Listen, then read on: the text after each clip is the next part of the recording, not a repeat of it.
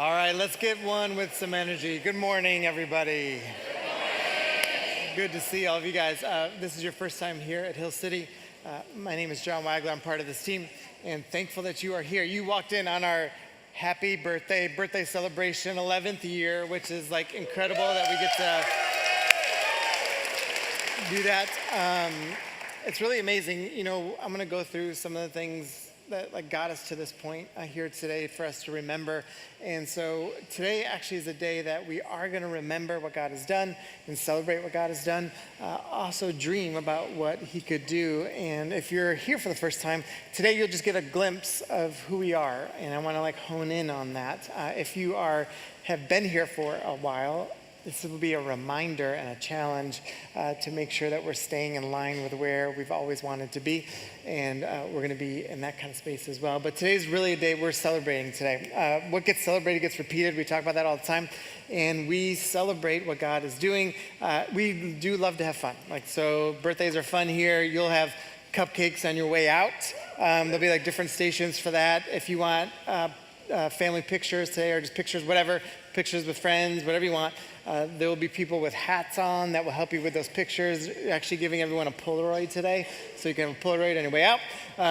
So that will be there as well. It might feel a little early for a cupcake, but if you think that, you're not really a dessert person, so whatever. But today is it's celebrating what God has done. That's the most important thing that we're doing. And one of the things that I have been thinking about and wrote down this week is kind of like the main idea here this morning is actually this, that what we embrace now shapes who we will be in the future. What we embrace now will shape who we will be in the future. And so when you think about who you are as an individual right now, if you have a dream of who you want to be, every little decision you're making impacts who that's going to be in the future. So if your current decisions don't match up with who you want to be in the future, you'll never get to be that person. And so, but even for us communally, it's the same thing, making sure that the way that we're thinking about this whole church thing and what it means is that we are really concentrating on all the little things still matter. The little decisions that we're making right now will begin to shape what our dreams are in the future and whether or not we're able to actually get to anywhere close to what we would always hope to be. When you think about this reality about who will be in the future and what these decisions are, they matter. So even when we talk about someone's experience coming into this room or your experience in our kids ministry or youth ministry, or whatever you're engaging, all those things really matter. And so we concentrate on those things and want everyone to have a good experience because we know that people come in with a lot of questions. Some come in with a lot of hurt and pain and doubts in all of this. And so we think about all of that stuff. But the main thing we always bring it back to is who? Good job, y'all. That was the one. I was a little nervous, but it came through for me, which is great. That's what the whole point is Jesus and exploring what a life with Jesus actually is. And here's what's fascinating about in the scheme of the world, our church, in the scheme of America, we have a very large church. In the scheme of the world and billions of people, it's we're like a blip on the storyline. And in the scheme of church history, our time here at Hill City is also a blip on the storyline.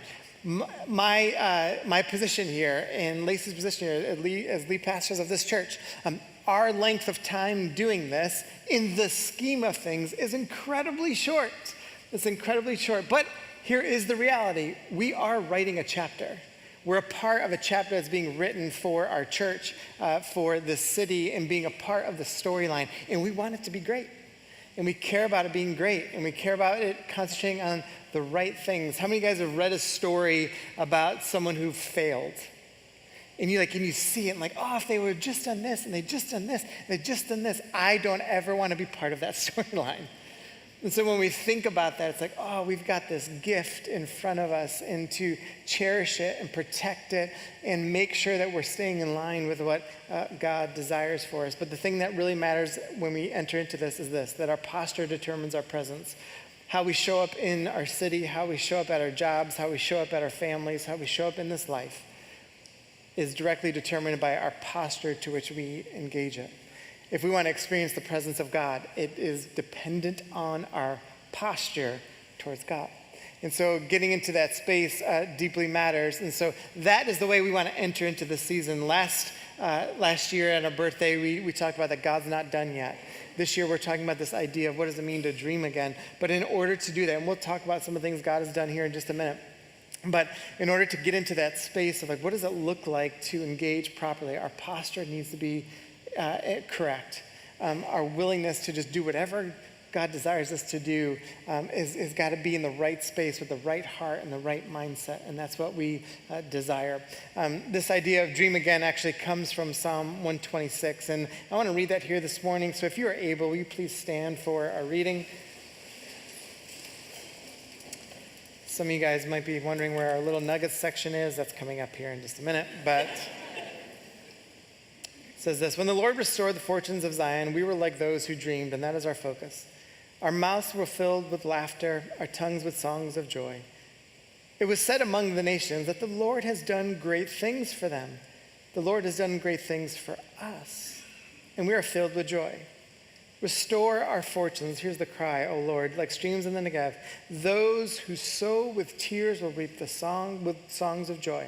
Those who go out weeping, carrying seed to sow, will return with songs of joy, carrying sheaves with them. Amen? You can be seated.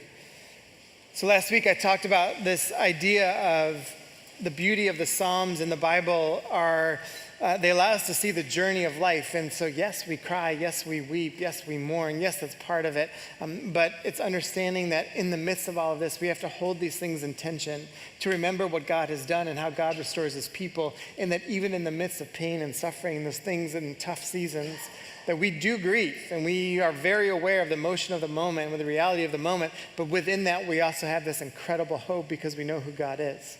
That these Psalms, in particular the Psalms of Ascent, were designed to, actually there are 15 of them, they were designed to get us to see like, oh, this is the story of humanity.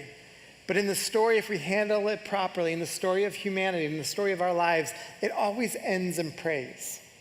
Praise to who God is, praise to what God has done. And that's what I want today to be about, praise of who God is and what he has done, and that we remember. And it's really important to remember. We see that all throughout the scripture, to keep remembering. On Friday night, we had a worship night here, and one of the things that we did was we just paused for a couple of minutes, and I just had everyone just remember, go through the memory bank of how God has come through. It's so easy to forget. So easy to forget. How many of you guys have ever gotten annoyed at God? It's okay, he's not mad. How many of y'all have forgotten how he's come through? Yeah, and we do. It's so easy to do that. That's why it's important to always remember. One of the things that we did as a staff, we just put some things together for this year, what God has done in this past year so that we can remember. And we put it on video, and we want to show that to you here this morning.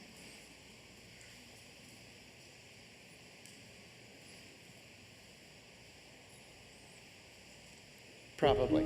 There we go.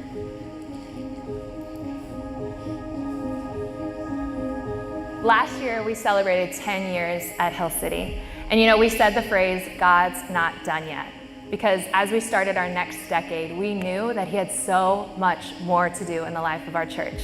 And this past year, that's fully been on display. Every week, you get to see someone sitting right here sharing a story of what God's done in their life. Every area, there's a story of transformation and God truly not being done yet. The great thing about children's ministry is we have the opportunity to create the foundational aspect of what kids think about Jesus and what they believe about faith. We are their first look of the church and community. It's so cool because this year we have had the opportunity to serve around 300 kids each Sunday. That means about 250 families. And over the years, from being here from the very beginning to now starting my 11th year, and to be able to be a part of a kid's life where they can grow up with having that knowledge of how God made them and loves them and wants to be in a relationship with them is pretty cool because they'll be able to take that on with them as they get older and older. Hill City Students has experienced incredible growth over the past 4 years. In 2022, we brought 54 students to the fall retreat, and this year we're going to at least double that. We have over 36 people serving as small group leaders, and that is amazing. Every student deserves a trusted adult that they have outside of their family to be a spiritual mentor in their life. We have students meeting before school to do Bible studies and praying around their flagpole just for their school. That wasn't happening last year. Amazing things are happening because of Jesus. We often ask, what's the next generation worth? And the answer is everything. They're worth everything. I've seen so many people start from zero to not knowing anybody at Hill City to going to now they're serving at Hill City and doing everything imaginable at the church. It's been wild to see that. This fall, we have over 20 community groups that we are actually doing, and it's like so many good stories are coming out of this, y'all. And through that, we have seen lifelong friendships, extreme generosity, and the trajectory of people's lives actually changing. The discipleship ministry is all about building resiliency in our faith. When we started the program 5 years ago, there was 163-ish participants and only about 26 coaches. And this year, we're launching the program with 350 participants, which is like a 115% increase. It's crazy. But the cool part, I think, is that our coach team has grown to over 100 people. Almost everyone from our coach team has been through a discipleship track before. And so those people are stepping into the courage and the challenge that comes with discipling others. It's just a beautiful representation when someone can show up so vulnerably in a group and be seen and met with the love of Jesus, but like from another human who's right in front of them, looking them in the eyes, as they're sharing their stories and walking through life together. We had it on our heart this year to start our very own care ministry. In December, we put together a care team dedicated to caring for people going through pain, loss, major life transitions. It has been so cool to see what God has done through this team in just 1 year. We have been able to deliver about 100 meals to families going through difficult seasons. We've gotten a chance to care for over 40 different families that are bringing home babies for the first time or welcoming foster kids into their homes. We've been able to drop off celebratory surprises for 10 to 12 people that got jobs after being unemployed or made it home from the hospital after a long stay. And even now, we're about to start 5 new support groups that are dedicated to walking people through grief, infertility, chronic health problems, divorce recovery, and supporting medical staff throughout the city. This past year, we've gotten to see 334 new people come through at Hill City. That's over 300 people sign up at the info bar to get connected, to join community, to get involved, to be a part of team, discipleship, community groups, all the things that we have to offer. But how cool is that when you think about the fact that over 300 people have taken a courageous step this past year? And there's hundreds more that have stepped into community that are choosing to follow Jesus that aren't just new here at Hill City. So what will this next year look like? What will our 12th year at Hill City look like? It will look like more people coming to know Jesus. It will look like more people finding community and being less lonely. It will look like more people jumping in, building something greater than themselves, and saying, I want to dream again, and I want to dream bigger for my life and for this city. So, Hill City, we can't wait to do this next year with you and all God's going to do.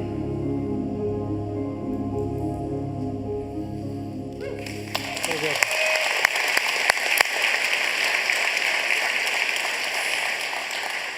There is so much to celebrate in the midst of this. And there's so many other things that are happening in our church. Like, it's kind of overwhelming how much is going on in our church when we think about the reach and what is transpiring here and the amount of people that God has brought to this place. It's never about the size of the church. I know sometimes people are like, if you have a big church, it's bad. And I'm like, it doesn't have to be, because you can have a bad small house church too.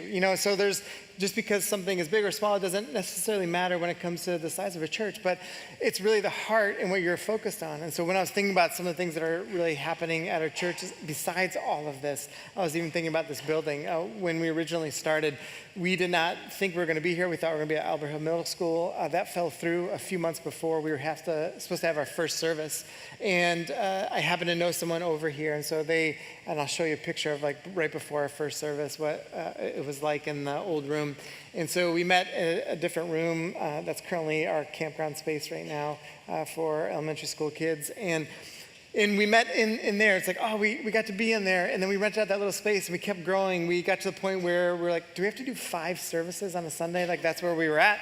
And we got to move into this spot and continue to grow from here and renovate a little bit and do some different things. And then all of a sudden we were able to buy this building. And we did that a little while ago. Now we're renovating this building. And when I think about all of those different things, I think about what came before us. This building was around long before us. And when I think about the history of this building and what used to be U-Turn, it used to be this, the people who started it had this heart that they wanted to see people come to know Jesus. They had this dream that people would come to know Jesus, in particular through sports, but that the building would end up being this kind of fertile ground for people to get to know, like, what's it like to be in community with other people who know Jesus, and how could people come to know Jesus? They had a huge dream with thousands of prayers, and they had no idea that this was what it was going to end up like. And I started thinking about that, and it's like overwhelming. It's like, whoa, like we are the answer to someone's prayers long before us. So turn the person next to you and say, like, you're an answer to someone's prayer. Yeah. You might have just made someone's day today saying that. But the reason why I bring that up is because we do have to understand the responsibility that goes along with what's transpiring here. We do have to understand that we are the answer to someone else's prayer. And with that comes, why would we not want to amplify that and multiply that? And to have the heart to begin to engage our city like that. This space that we're renovating, we have a day school that's coming in here that we've been running for a little while now with about 100 kids in there. That'll be upstairs. It'll be new kid spaces for Sundays as well. And then we are in process of discussions about what we're doing with all the sports stuff and really trying to ramp that up on a larger level while also bringing a faith component into that. We have what's going on here on Sundays and discipleship throughout the week, and we have dreams for what else could happen in this building. But to think it just started as someone else's dream and prayer, now we get to take that and build on that. How beautiful is that part of the story? And when we think about some of these things, it's like, man, it's crazy what God is putting before us. I started going through like some old pictures. This is like one of our invites, one of our first couple weeks of the church was this with my daughter when she was 6. She's 17 now, so it was just like, I was like, oh man, that's crazy how time goes by. Or apparently we really liked Zoolander back in the day during our baptisms. We thought that was funny. But this was a fail.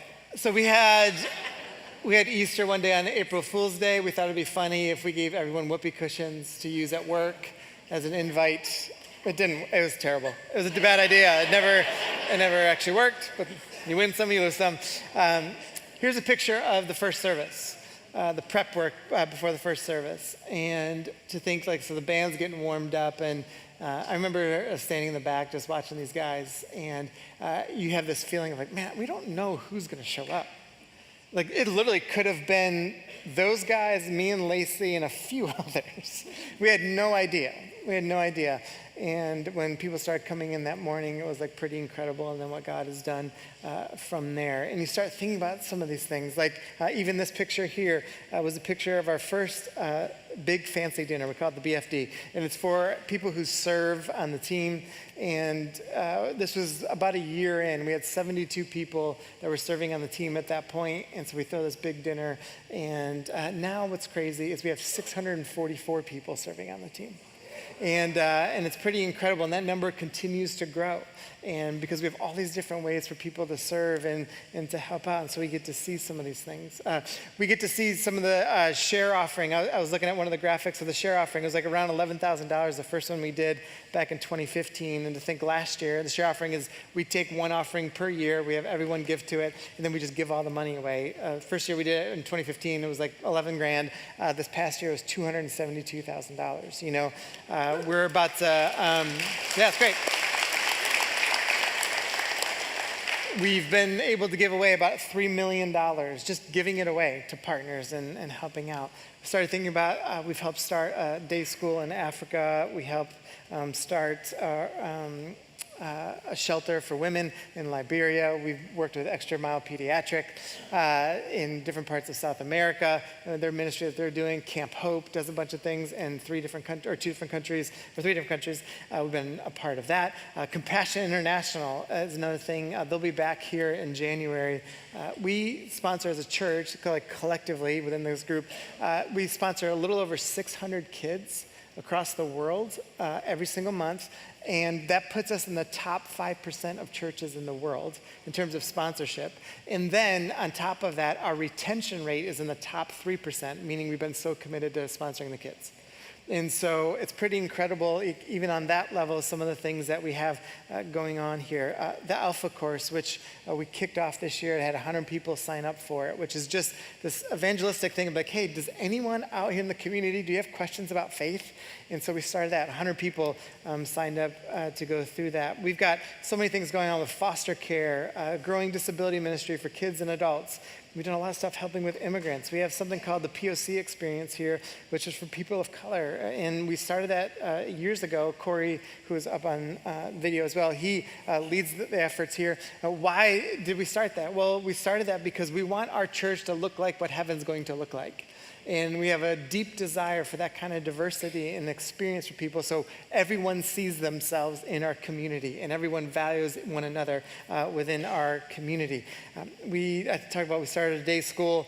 We have Revive the Drive, which helps people get cars. Matt and I started this little podcast called Stay Curious, just us bantering for whatever reason, and but it's got like 120,000 downloads to it now, and continues to expand. And there's so many different things that are happening within our community that are pretty crazy. And so in all of that, I share all of that because I want us to remember what God is doing. Remember the impact we can have. Remember the influence that we have in this city. But with all of that comes an incredible responsibility to take care of it, to cherish it, to focus on the right things. Even when Cara was talking about the kids ministry and having over 300 kids on Sundays, and that continues to grow, or Lex talking about the student ministry.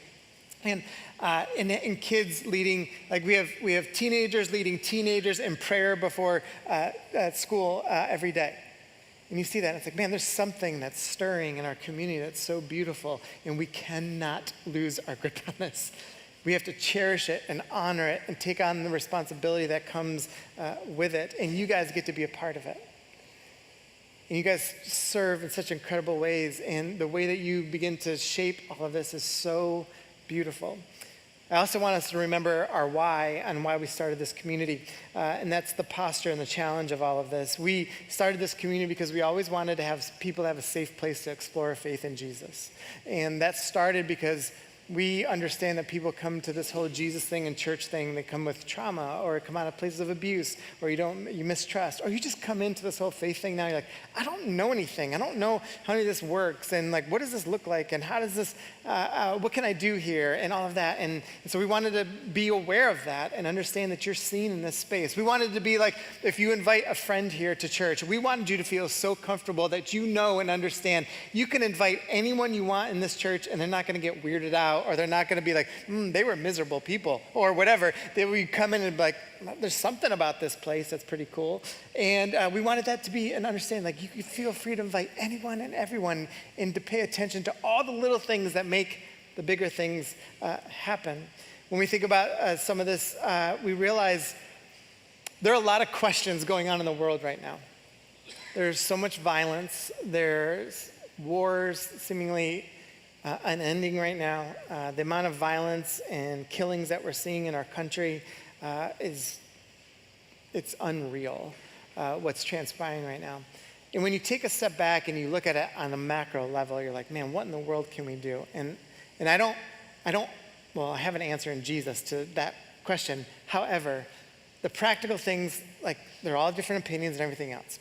Here's what's actually really important. We can concentrate on what's in front of us.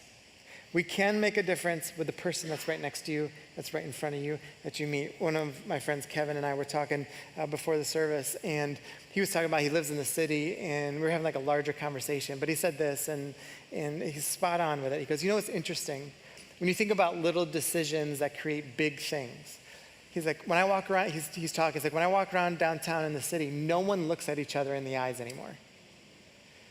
Someone at some point decided it's okay to not look someone else in the eye. And the end result of that is it's easy to be divisive. It's easy to dehumanize another person. It's easy not to care about what's happening right in front of you. How did it start? It started because we stopped looking at each other in the eye and seeing one another in the right way. So even when we do little things here, like we take communion, why do we serve one another and look at one another? It's because this is like a way to do that, to like kind of go counterintuitive what you see everywhere else in the world. So when we hold the communion elements and serve one another in that and say something like, Jesus sees you and I'm looking at you in your eyes and you're looking back at me, we want to feel that. When we do little things like 2 minutes to talk, it's like, why do we do that? Some of y'all are like, yes, why do we do that? The reality is because I want all of us to like appreciate who's next to us. Like the person you spoke to during 2 minutes to talk today, and probably for most of us in the room, you probably didn't know that person. That person, you had a sacred moment with that person. A sacred moment. And it's like, I want us to accept the challenge of these sacred moments. And you might say, like, I'm so shy. Okay, that's okay. But like, do you participate in these sacred moments and believe like, oh my gosh, this person right next to me, like this means something in this moment. What's interesting, and as we start to develop this and when we concentrate and we talk about dreaming and like even like this conversation around, like, yes, like life can be hard and we have tears and we feel these things, but can we be the kind of community that actually does grieve really well and appreciates the essence of grieving, but understanding that those tears are becoming fertilizer for future joy in the hope that we have in Christ? Is that the kind of community that we want to be? And concentrate on those things. It's important. What's interesting is this isn't new. This idea of from the Spirit of God moving and the church being, like these conversations have always been around. So when we take a step back and we're like, man, what do we do with all the violence in this world? It isn't like we don't have answers. Like literally we can pick up the Bible and read, and there's answers of what the church did. And see how the early church responded to some of these things. And when we see all these conversations that we go in culture, it's like, well, how did the church actually interact with that? One of my favorite passages is actually out of Acts 15. And it's, if you're not familiar with your Bible, the New Testament what it does is it's split into the Old and New Testament. And the New Testament starts off with Matthew, Mark, Luke, and John. They're called the Gospels. And they detail out the life and the teachings of Jesus. Well, after he dies and he's resurrected, the church starts. Like Jesus starts the church. And so even sometimes when people are like, I love Jesus, but I don't like the church, I'm like, you can't actually do that. like Jesus started the church. It would be like me saying, it'd be like you saying to me, like, Rags, I really like you, but I don't like Lacey. Because what the church is described on in Scripture is like, it's the wife, the bridegroom. Like, so it's this essence of like, if you say to me, like, I like you, Wags, but I don't like Lacey, guess what? You're not going to have access to me. And so even sometimes like this whole church thing, I'm like, we can't sit here and be like, well, I like Jesus, but I don't like the church. It's like, you think you're going to have full access to Jesus by saying you don't like his bride?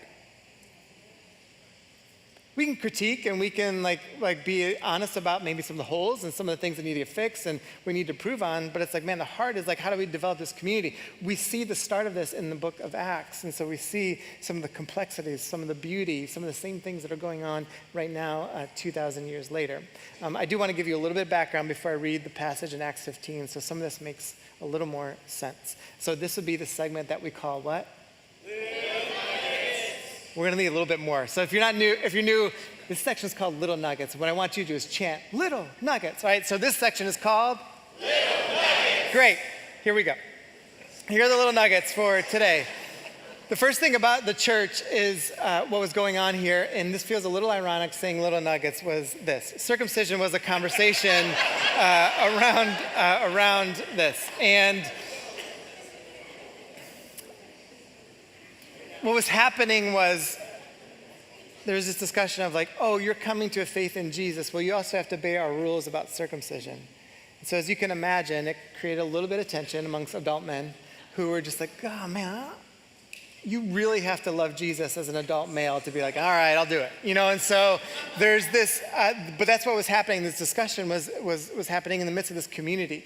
And like, do we make the guys do this or not? And because this was like a significant thing for us in the past, and like, what do we do with this? And so that discussion was happening. There's this huge move of the Spirit of God and moving in a kind of way that they hadn't really seen before. Thousands and thousands and thousands of people coming to this knowledge of Jesus. It starts spreading from city to city. All these churches are propping up, and there's all these big things that are happening. And not just because something gathers a lot of people, it doesn't mean God is in it. You could just have like really good music or something. But in this case, it's like God is in this incredible move of God is happening, and people are just by the thousands are drawn to this.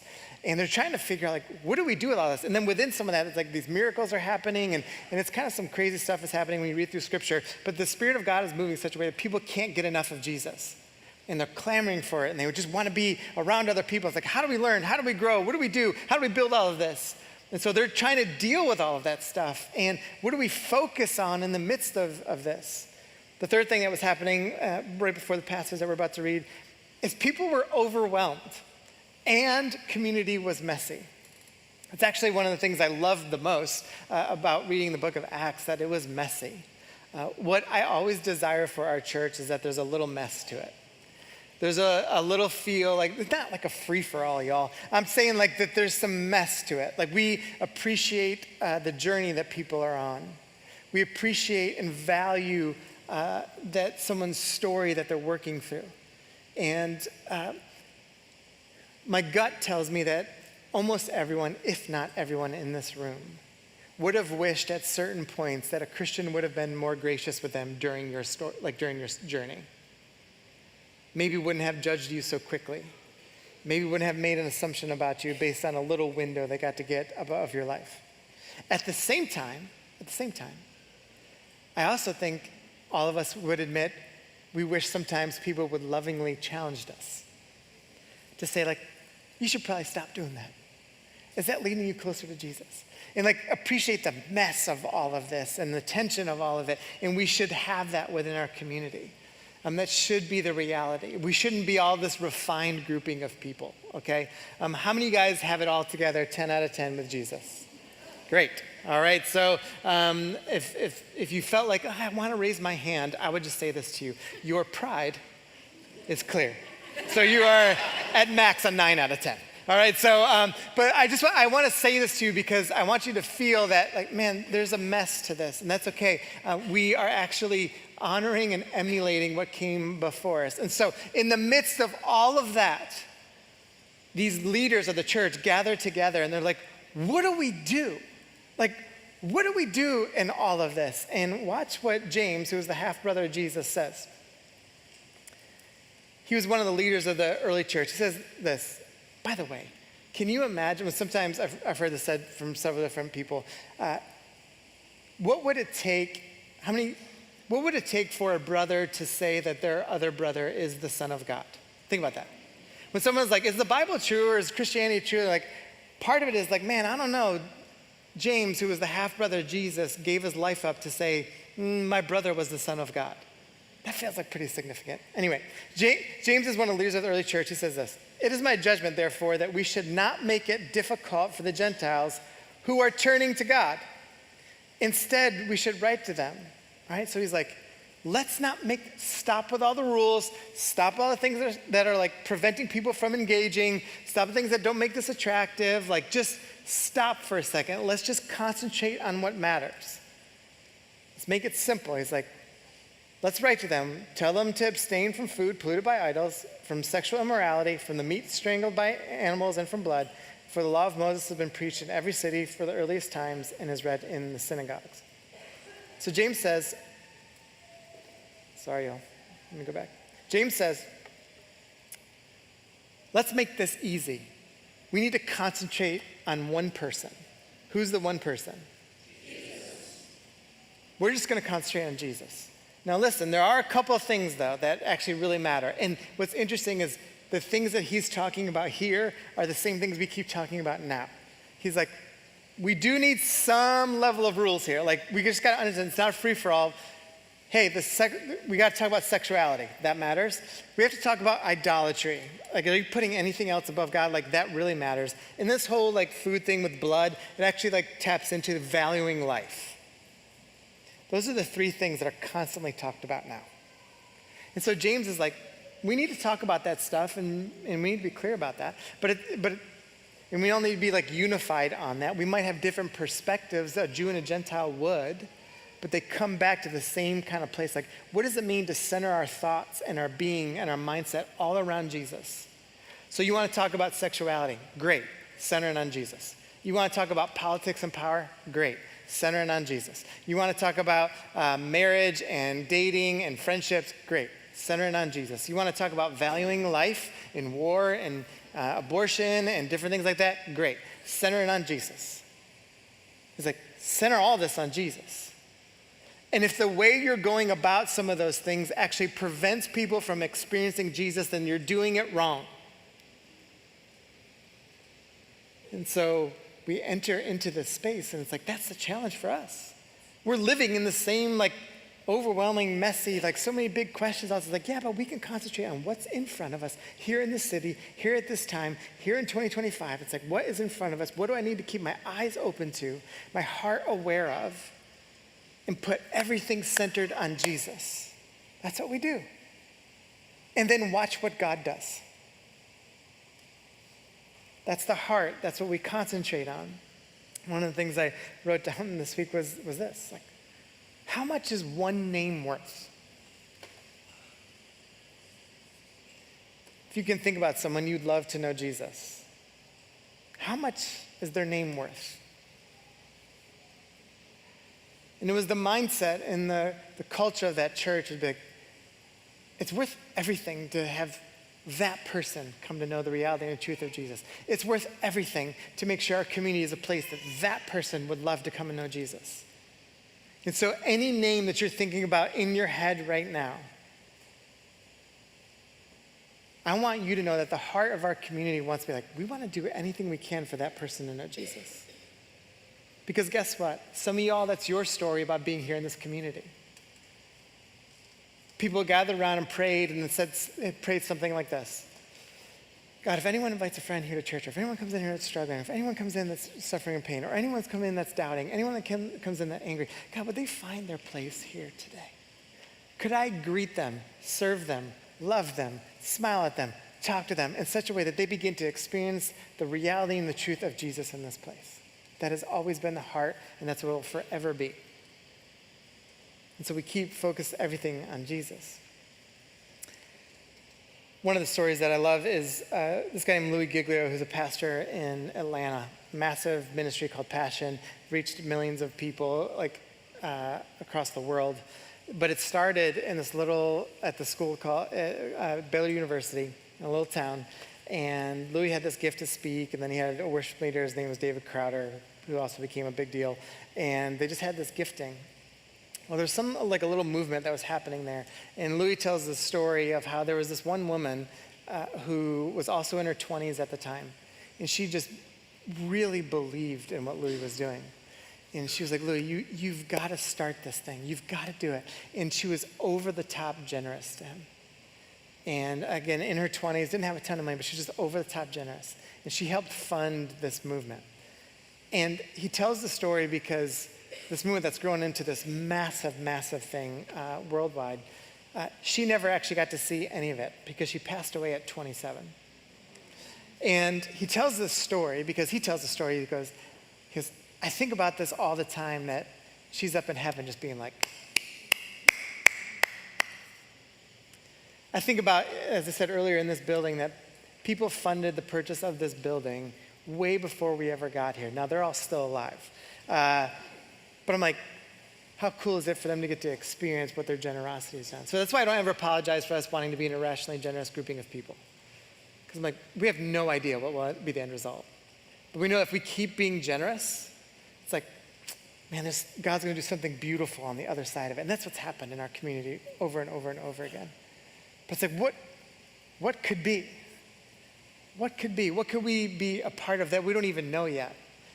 We have thousands of people involved in our church. It's like, what could happen in our city? Like if we just started to dream in the way that God would always desire. But I think we have to get to this part first. Like, well, how much is one name worth? What are you willing to do? What are you willing to be a part of? What are you willing to surrender to? I have one more year left in my 40s, which is weird. But for whatever reason, I'm like just over playing the church game. Like I don't care about the things I used to care about when we first started the church, actually.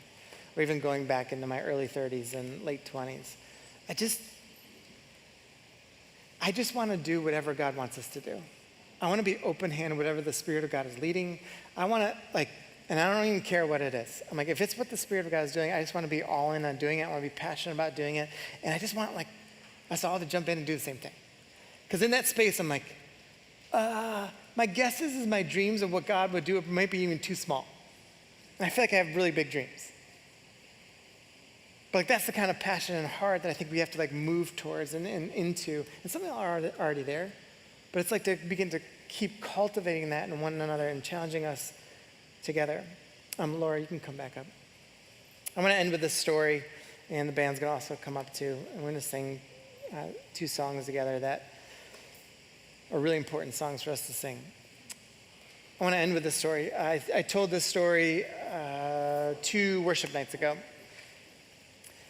And it's the story of John Wimber, who he started a movement called the Vineyard Church Movement that still is around today. And when he was 29 years old, he had this radical conversion to Jesus. He was living a whole different other kind of life. But he's just he got to the end of all he had achieved and realized this never quite fulfills. And so he engages in the story of Jesus and is just overwhelmed by the reality and the truth that God could love him as much as he loves him. So he decides to follow Jesus and gets to be in this church. And so he goes to the pastor and he says, Pastor, what do I do? What do I read? And the pastor's like, start reading the Gospels. Start reading the Gospels. It's like, okay, so he starts reading the Gospels. He starts reading the whole Bible and he can't get enough of it. He's devouring it, page after page after page after page. Then he keeps reading the Gospels. Then he gets the book of Acts and he keeps reading it and then the letters that come after that. And so a little time goes by and he's just so passionate about what he's reading. And he goes to the pastor and he goes, hey, when do we get to do this stuff? Pastor says, what do you mean? What do you get to do this stuff? He's like the stuff that you read about in Acts. The church is moving and miracles are happening and thousands of people coming to know Jesus. And he's like, when do we get to do that stuff? Because we're not doing that. When do we get to do that stuff? And the pastor looks at him and he goes, it doesn't work that way anymore. That was the response. And so he's got his Bible, he goes, no, but it says it in here, that this is what happens. It says it in here, that we can do this. And the pastor just is like, sorry. And so he wasn't satisfied, and he's like, this has to be true. And so he leaves that church, which he should have, and he leaves that church, and he's like, there's got to be people who want to do this stuff with me. And he started a movement to watch thousands and thousands and thousands and thousands and thousands of people over the last several decades come to know Jesus. Why? Because he wanted to do the stuff. Was he perfect? No. Was the movement perfect? No. But he wanted to do the stuff. Do you want to do the stuff? Do you want to be a part of something like that? And to be centered in such a way that it's like, man, what could God possibly do if we could dream like that? If you bow your heads just for a second. Band's going to come back up here and we're going to sing 2 songs. And the 2 songs are actually incredibly important. And the reason why they're so important is the words that you will be proclaiming are what we desire to be at the heart of this community.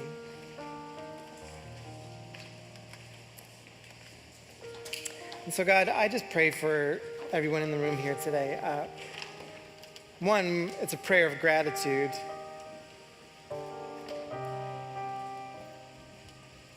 between the adults and kids today, it'd probably be 1,800 people here today, and just gratitude that everyone's here. Gratitude for the work that you're doing in this community. Gratitude for all the things we listed, whether it's on the video or things that have gone through, but the impact and influence that we have.